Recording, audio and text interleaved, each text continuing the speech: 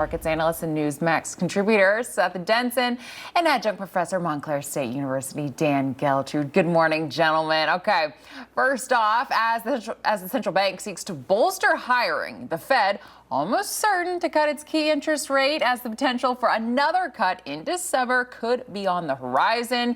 Seth, I'm going to head to you first on this one. I mean, this cut could be the second this year, benefiting consumers really by bringing down borrowing costs for mortgages and auto loans. What else do you see coming out of this?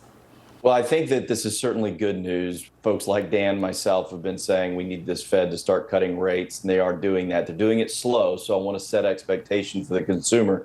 I don't know that you see a big swing in mortgage rates. That follows the 10-year Treasury, as we've talked about. That is down. We've actually seen a yield down below 4.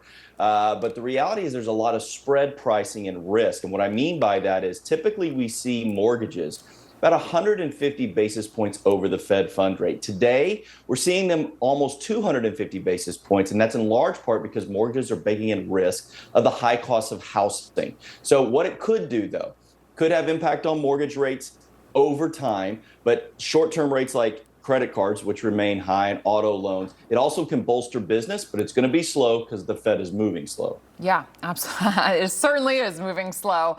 But Americans, they remain anxious about their future finances as consumer confidence weakens in the month of October. This all according to the Conference Board yesterday. So, Dan, the CPI was issued over a week late because of the government shutdown. Americans missing out on things like SNAP benefits, millions obviously facing risk with hunger. Of course, that is happening.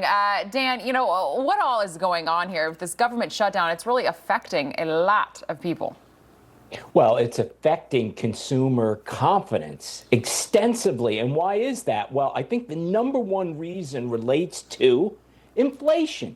Money is simply not going as far as it used to. That creates a lot of concern. Now, besides the high prices, you also have high interest rates, which we were just talking about. Hopefully those are going to come down, but that is squeezing America or Americans. So what we have here is confidence falling, and to add to that, you have government dysfunction. How about that? Our leaders can't get their act together in Washington. So what message is this sending to everybody? The bottom line here is uncertainty is the enemy of confidence. And when people are not confident, they stop spending, and that slows our economy. Yeah, I mean, it's just this vicious cycle. Moving on a little bit. So drug manufacturer Eli Lilly now collaborating with NVIDIA, building a quote-unquote supercomputer for drug discovery and shortening development cycles. The company says it will get medicines to people faster. Seth, we've really seen it happening with Amazon, GM, AI. Really, it seems to be taking over here for better or for worse. What do you make of this? This one's for better, Alex. I'm all in favor of this, and here's why. Most people don't know that to bring a drug to market under research and development in the U.S., it takes somewhere between 10 and as much as 15 years. That time period also costs about $2 billion.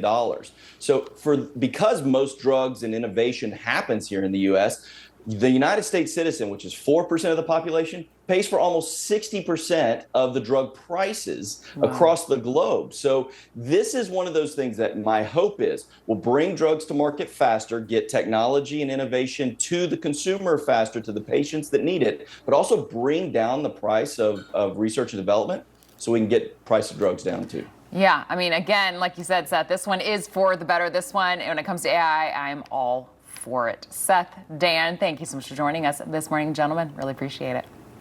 Thanks. Thank you.